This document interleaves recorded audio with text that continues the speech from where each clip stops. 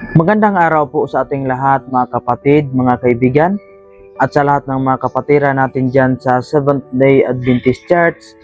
Happy midweek po sa ating lahat.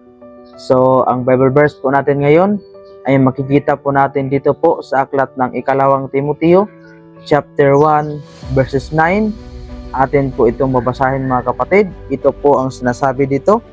Iniligtas at tinawag tayo ng Diyos para maging Kanya, hindi dahil sa ating mga gawa, kundi ayon sa layunin at biyaya na ibinigay sa atin ni Kristo Jesus bago pa nagsimula ang mundo.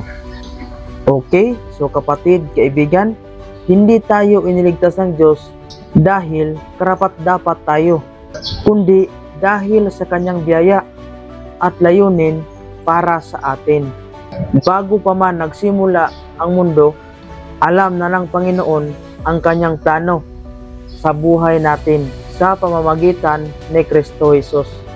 Kaya kung minsan ang pakiramdam mo ay kulang ka, nagkamali ka, o hindi sapat ang ginagawa mo, aalahanin mo ito. Ang pagtawag ng Diyos ay hindi nakabase sa gawa ng tao, kundi sa Kanyang walang hanggang biyaya.